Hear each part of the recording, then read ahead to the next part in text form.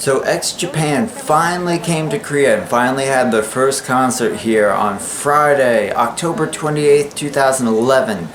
They were originally going to come to do a concert back in March 2009 and they canceled 2 weeks ahead of time because there's some problem in Heath's contract or something like that, but they finally came. I had seen them once before in Tokyo in 2008, their first reunion concert. I knew about X Japan before I knew anything about Korea. I first liked them back in around 2002, 2003. They were the first Japanese group I was really familiar with and that I really liked. X Japan had broken up at the end of 1997. And then their guitarist Hide died in 1998, so when I first got into them I thought, oh man, I just discovered this amazing group and now I'm never gonna have a chance to see them in concert. And at that point I lived in New York and I had no aspirations to move or live in East Asia, so I had no idea, even if they had been together, if it would have been possible for me to see them. I was incredibly lucky to see their first reunion concert because, there was this contest that I found out about via Facebook and I signed up and I happened to win a ticket to see it, and it was on a Friday, so I took off work that day and I flew over in the late morning. I got there in the early afternoon. I went straight to my hotel, I checked in, I dropped off my stuff, and Tokyo Dome was only 2 stations away, so I walked. We had to wait outside. It took forever to let people in, which was similar to this time too. This is my second X Japan concert. This is their first time in Korea.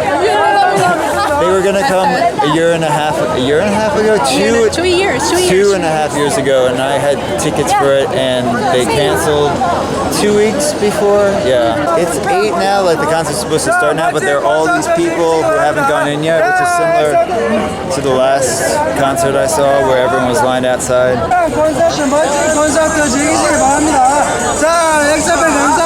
When they play in Japan, sometimes Yoshiki gets a drum solo and they levitate the little stage where the drum set is, and it's kind of crazy. This time, of course, they couldn't do that, so the drum set was just on stage, so he was playing a crazy solo. He jumps off, he goes over to the piano, he starts playing Beethoven's Für Elise really quick, not the whole thing, but some of it, runs back to the drums, starts doing a crazy solo again, goes back to the piano, he starts playing Arirang.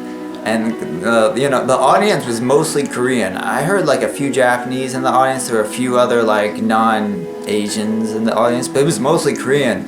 So people kind of went nuts when Yoshiki started playing Arirang on the piano.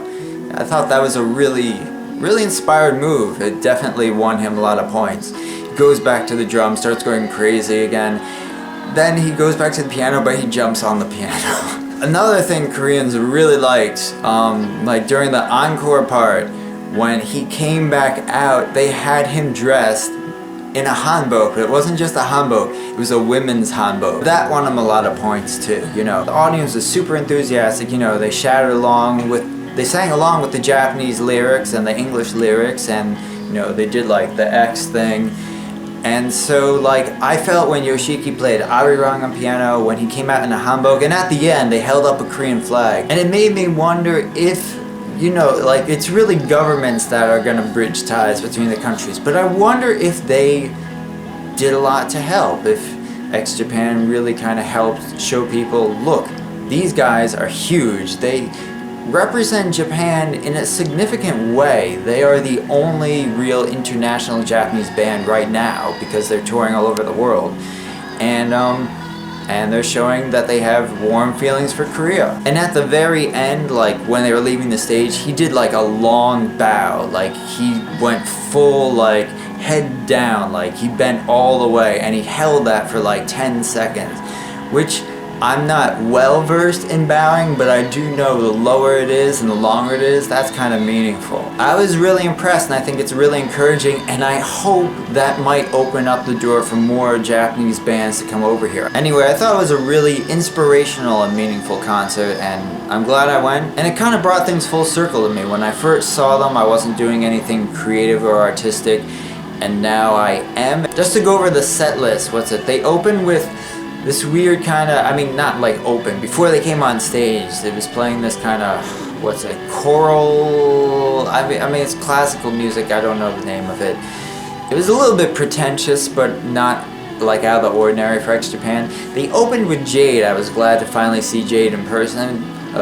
Like the performance. It was pretty cool. I really liked that song. The next song was Rusty Nail, which is like pretty much a staple. What else? They played Silent Jealousy. They played Drain. I had never seen Drain perform before. They played Ivy. They played Born to Be Free. They played Kurenai. They played X. They played Endless Rain. Their final song was the second half of Art of Life, beginning with the long piano solo. And the funny thing is, when I first saw them in Tokyo, they played the first half and then Yoshiki passed out halfway through. So this was kind of closure for me to finally see the second half perform. That was pretty cool. Finally they came to Korea, they did their Korean thing. It's the first concert on their Asia tour. It's great. I hope their new album comes out eventually. X Japan. So we are here. We're gonna keep on fucking rocking!